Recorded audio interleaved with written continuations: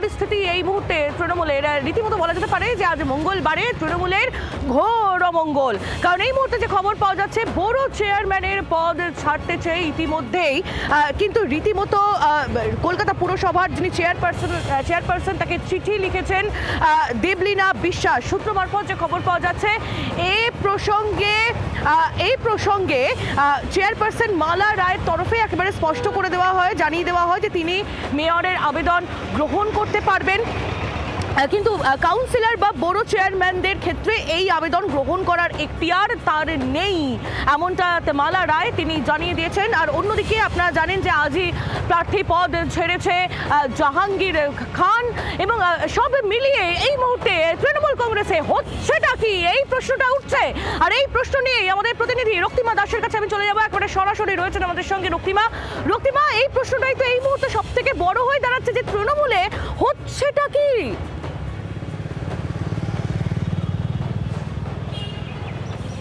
দেখো, তৃণমূলের থেকেও বড় কথা যদি আরও আমরা একটু ঘনিষ্ঠভাবে দেখি, তাহলে বলা যায় যে কলকাতা পুরসভায় এখন কি অবস্থা।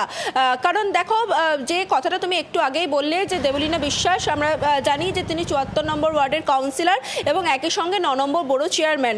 দেখো, তিনি এই পদ ছাড়তে চেয়েছেন এবং তার সঙ্গে আমরা এই বড় চেয়ারম্যানের পদটা তিনি ছাড়তে চেয়েছেন, কাউন্সিলর হিসেবে তিনি কাজ করতে চান। এই নিয়ে তিনি মালা রায়কে চিঠি পাঠিয়েছিলেন, কলকাতা পুরসভার চেয়ারপারসন যিনি। দেখো, এই বিষয়ে আমরা দেবলীনা বিশ্বাসের সঙ্গে কথা বলি এবং উনি যেমনটা জানাচ্ছেন, ভয়ঙ্কর অভিযোগ একেবারে, যে তাকে দিয়ে দলের তরফ থেকে অনৈতিক কাজ করার জন্য চাপ সৃষ্টি করা হচ্ছিল, তার জন্যই তিনি এই সিদ্ধান্ত নিতে বাধ্য হয়েছেন। কারণ তিনি একজন চেয়ারপারসন, বড় চেয়ারপারসন হয়ে তিনি এই ধরনের কাজ করতে পারবেন না, বড় চেয়ারম্যান হয়ে সেটা কিন্তু স্পষ্ট করেছেন তিনি আমাদের কাছে। এবং সেই জায়গা থেকেই তার এই সিদ্ধান্ত, যদিও দেখো তিনি নির্দিষ্ট কারণ নামে কিন্তু অভিযোগ তোলেননি, তবে একেবারে দলের বিরুদ্ধে তিনি অভিযোগ করছেন। সরাসরি তিনি যে বক্তব্য রাখছেন যে দলের তরফ থেকে জোর করে তাকে দিয়ে কিছু অনৈতিক কাজ করানো হচ্ছিল এই গত 5 বছর ধরে, এবং সেটাই সহ্য করতে না পেরে তিনি এই বড় চেয়ারপারসনের পদ থেকে সরে দাঁড়াতে চাইছেন। তার জন্যই তিনি এই চিঠি লিখেছেন, যেমনটা তিনি জানিয়েছেন। কিন্তু দেখো, একেবারে মালা রায়ের সঙ্গে যখন কথা বলা যায়, তিনি যেমনটা জানাচ্ছেন যে তাকে ফিরিয়ে দেওয়া হয়, তার চিঠি গ্রহণ করা হয়নি। দেখো, কলকাতা পুরসভার আইন যেটা বলছে, মালা রায় যেহেতু চেয়ারপারসন, তিনি একমাত্র মেয়র এবং ডেপুটি মেয়রের এই আবেদন গ্রহণ করতে পারেন, কিন্তু কাউন্সিলর বা বড় চেয়ারম্যানদের ক্ষেত্রে এই আবেদন কিন্তু একমাত্র মেয়রই গ্রহণ করতে পারে। সেই জায়গা থেকে তাকে মেয়রের কাছেই আবেদন জানাতে হবে। মেয়র যদি সেই আবেদন গ্রহণ করে তবেই কিন্তু তিনি এই পদ থেকে নিষ্কৃতি পাবেন। তবে দেখো, তিনি একেবারে কিন্তু নিজের সিদ্ধান্তে অটল রয়েছেন। দেবলীনা বিশ্বাস তিনি যেমনটা জানাচ্ছেন যে তিনি কোনোভাবেই এই বড় চেয়ারম্যান পদে থাকবেন না, কারণ তিনি আর অনৈতিক কাজ করতে চাইছেন না দলের তরফে। অন্যদিকে দেখো, এই নম্বর ওয়ার্ড সেটা তো ভবানীপুরের অন্তর্গত, তাহলে হচ্ছেটা কি তৃণমূলে এই মুহূর্তে? এই প্রশ্নটা তো উঠছেই।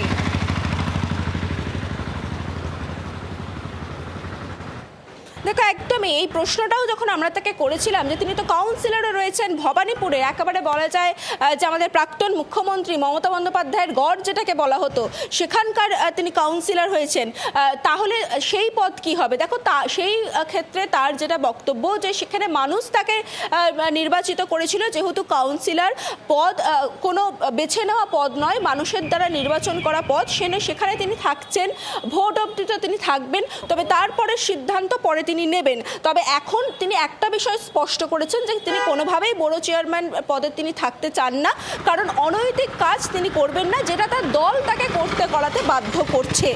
এটা কিন্তু অত্যন্ত গুরুতর অভিযোগ। এবং আমরা দেখেছি এই দেবলীনা বিশ্বাস, যাকে আমরা সবসময় দেখি মেয়রের বিস্ফোরক অভিযোগ তিনি করছেন রক্তিমা, এবং রীতিমতো এটা নিয়ে একটা আলোড়ন যে তৈরি হয়েছে তার বলার অপেক্ষা রাখে না। ধন্যবাদ তোমায়, তুমি নজর রাখো। রক্তিমা দাস আমাদের প্রতিনিধি ছিলেন আমাদের সঙ্গে একেবারে সরাসরি, এবং দেবলীনা বিশ্বাস তার প্রতিক্রিয়া আমরা পেয়েছি, তিনি ঠিক কি বলছেন শোনাবো।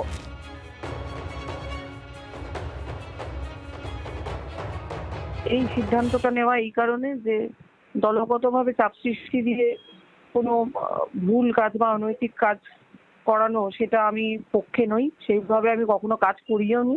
তো এই জন্যই নিজেকে সরিয়ে নিলাম যে আমি মনে হয় চেয়ারটাতে বসার যোগ্য নই, ওই অনৈতিক কাজ বা ভুল কাজে আমি নিজেকে লিপ্ত করতে পারবো না, তাই সরিয়ে নিলাম।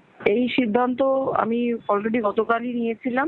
আজকে চিঠিটা আমি আমাদের যিনি নিয়ম মতন পাঠাতে হয়, আমাদের চেয়ারপারসন মালা রায় কলকাতা কর্পোরেশনের, তার কাছেই পাঠিয়েছিলাম। কিন্তু আমার অফিস থেকে আমি যাদের পাঠিয়েছিলাম তাদেরকে 1 ঘন্টা ওয়েট করিয়েছে, চিঠিটা নেয়নি। বাংলার আওয়াজ, বাঙালির আবেগ, জি 24 ঘন্টা।